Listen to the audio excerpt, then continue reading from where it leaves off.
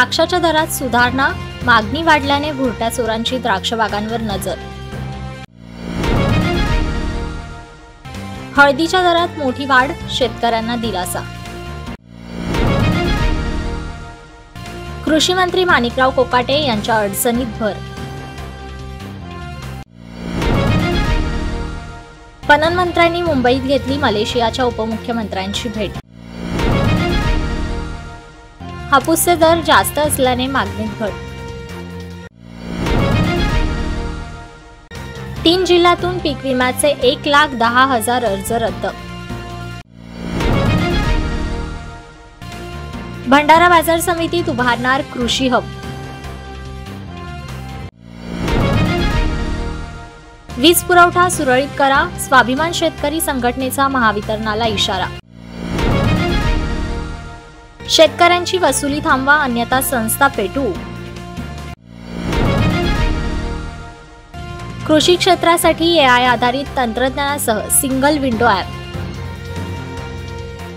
आता बातम्या विस्ताराने।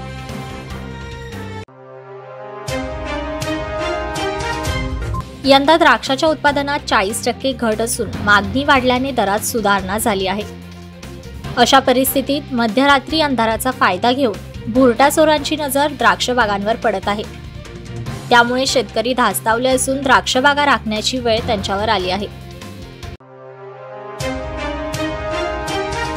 पिवळे सोने म्हणून ओळखल्या जाणाऱ्या हळदीच्या दरात मोठी वाढ झाली आहे। वाशिम कृषी उत्पन्न बाजार समितीत हळदीला कमाल 10,325 रुपये प्रति क्विंटल दर मिळत होता, मात्र आता हा दर 13,000 रुपये प्रति क्विंटल पर्यंत पोहोचला आहे। वाढलेल्या दरामुळे शेतकऱ्यांना मोठा दिलासा मिळाला आहे। नाशिक जिल्हा मध्यवर्ती सहकारी बँकेच्या 347 कोटींच्या कर्ज वाटपात 182 कोटींची अनियमितता प्रकरणी कोकाटे यांच्यासह नाशिक जिल्हा बँकेच्या 25 माजी संचालकांना बँकेकडून नोटीस मिळाली आहे।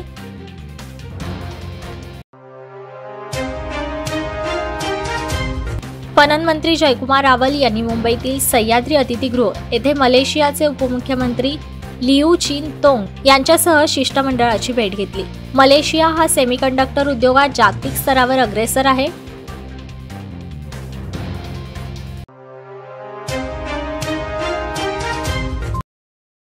मुंबई फळ बाजारात आंब्याची आवक सुरू झाली आहे।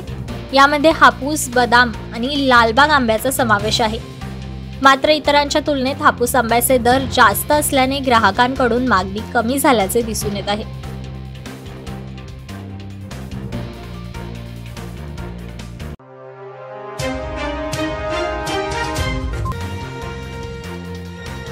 मराठवाड्यातील छत्रपती संभाजीनगर, जालना व बीड या जिल्ह्यातून तब्बल 1,10,000 पीक विमा अर्ज रद्द करण्यात आले आहेत।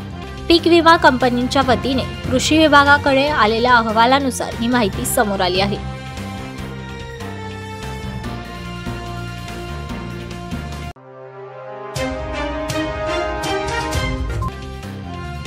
भंडारा बाजार समितीमध्ये अतिक्रमणाचे प्रमाण वाढले आहे। त्यामुळे यावर आळा घालण्यासाठी बाजार समिती प्रशासनाकडून विस्तारित कृषी हब उभारण्याचा प्रस्ताव मांडण्यात आला आहे।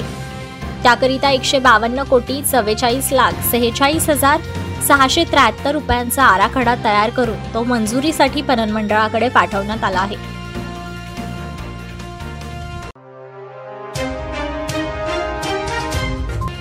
जुन्नर तालुक्यात गेल्या 15 दिवसांपासून विजेचे वेळापत्रक कोलमडले आहे। त्यामुळे शेतकऱ्यांना शेतीला पाणी देणे अवघड झाले आहे।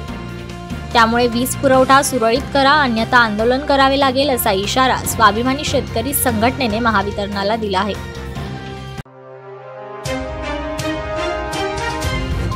मार्च अखेरच्या निमित्ताने शेतकऱ्यांवर सक्तीने वसुलीची कारवाई केली जात आहे।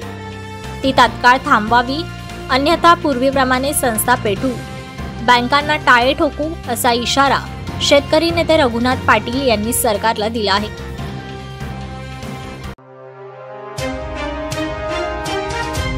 मुख्यमंत्री देवेंद्र फडणवीस यांच्या अध्यक्षतेखाली विधान भवन येथे पीक विमा योजना आणि ई-पीक पाहणीच्या बैठकीत कृषी क्षेत्रासाठी कृत्रिम बुद्धिमत्ता AI तंत्रज्ञानाचा वापर करून शेतकऱ्यांना सर्व योजनांची माहिती एकाच ठिकाणी मिळण्यासाठी एकत्रित सेवा ॲप सिंगल विंडो ॲप आणि संकेतस्थळ विकसित करण्याचा निर्णय घेण्यात आला आहे।